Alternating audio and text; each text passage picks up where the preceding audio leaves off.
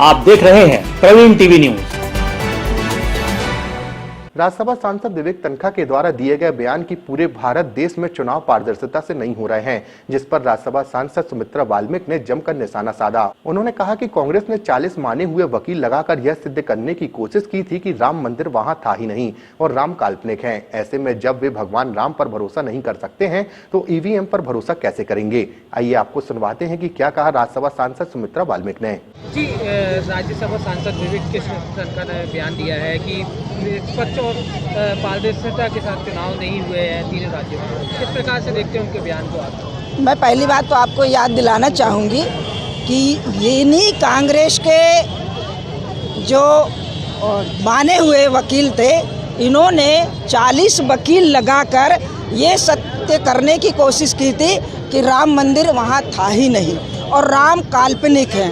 अब ये बताइए, जब ये राम पर विश्वास नहीं करते हैं तो ईवी मशीन पर कैसे विश्वास करेंगे। कर्नाटक पर आप बताइए, वहाँ पर भी इनने कांग्रेस वालों ने सरकार बनाई, वहाँ रेड्डी को इन्होंने मुख्यमंत्री बना दिया।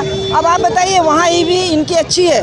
और जब 3 राज्यों में हमारी भारतीय जनता पार्टी को स्पष्ट जनाधार दिया है जनता ने, इनसे चाबी छीनकर भारतीय जनता पार्टी को दी है विधानसभा के कि इन पर हमें यकीन नहीं है। जब जनता इन पर यकीन नहीं कर रहे तो ईवी मशीन पर ये क्या यकीन करेंगे, क्योंकि जनता का सीधा संवाद भारतीय जनता पार्टी से है और भारतीय जनता पार्टी गरीब की, किसान की, महिला की, युवा की भारतीय जनता पार्टी है। और मोदी जी ने स्पष्ट कहा है, मेरी कोई जाति नहीं है, मेरी 4 जाति हैं, युवा, किसान, महिला और हमारे गरीब। उनकी जब 4 जाति हैं, उन 4 जातियों के लिए हम काम कर रहे हैं। हमारी भारतीय जनता पार्टी कर रहा है, हमारा केंद्र नेतृत्व भारतीय जनता पार्टी का वो गरीब और किसान के लिए काम कर रहा है।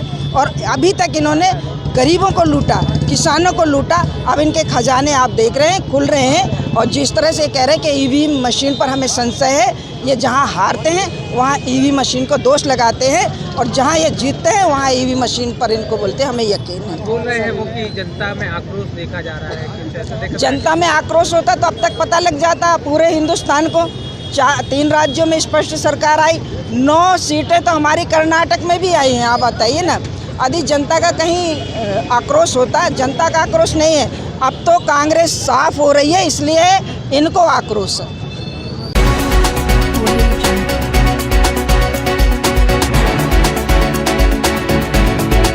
आप देख रहे हैं प्रवीण टीवी न्यूज।